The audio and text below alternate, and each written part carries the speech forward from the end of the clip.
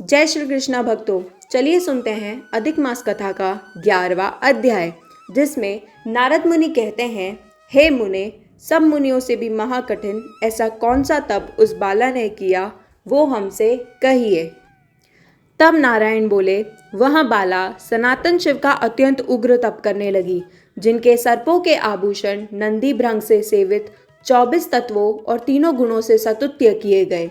महा आठों सिद्धियों और प्रकृति पुरुषस्तु और जटा मुकुट से शोभित बाल में अर्धचंद्र ऐसे शिव को उद्देश्य करके वह बाला ग्रीष्म ऋतु के सूर्य में पंचाग्नि में स्थित हो दुष्कर तप करने लगी। हेमंत और शिशिर ऋतु में ठंडे जल में स्थित मुख जल के ऊपर इस तरह दिखाई देता रहा जैसे कमल शोभायमान होता है। उसका ऐसा उग्र तप सुनकर तो इंद्र भी महाचिंता को प्राप्त हो गए।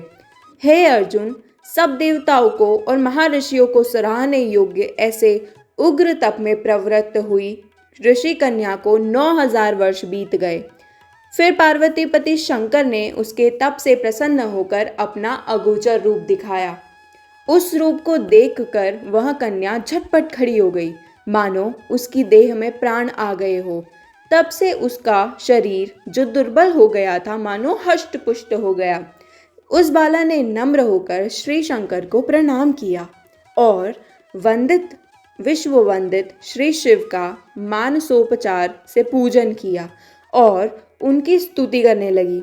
हे राजन, जब उस मेधावी ऋषि की तपस्विनी पुत्री शंकर जी की स्तुति कर शांत हो गई, तब महाउग्र तप से उसका किया हुआ स्तोत्र सुन प्रसन्न सदाशिव क्या बोले।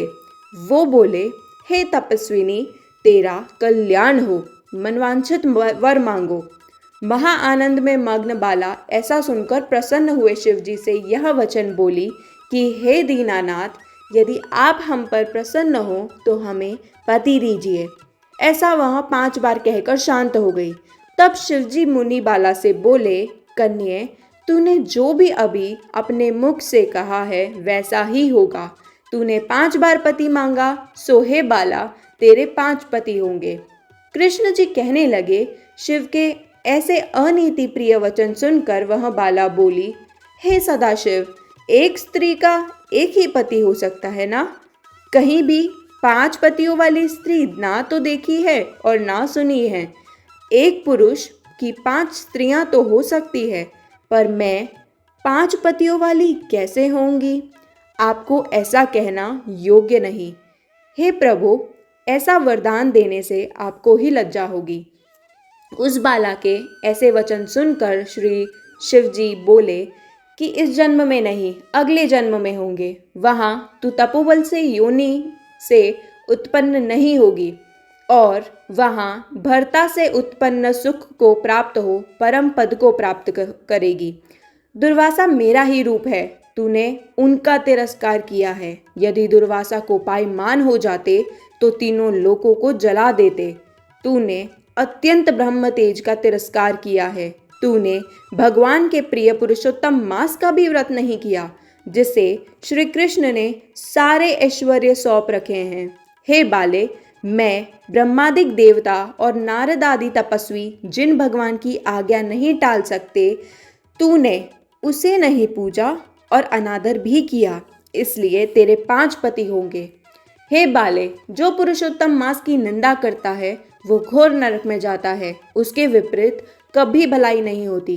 जो पुरुषोत्तम के भक्त हैं वह पुत्र पौत्र और धन से युक्त है। इस लोक तथा परलोक सिद्धि को प्राप्त होते हैं। हम सब देवता भी पुरुषोत्तम की सेवा करते हैं। इस तरह कहकर महादेव अंतर्ध्यान हो गए। तब वह बाला चकित रह गई।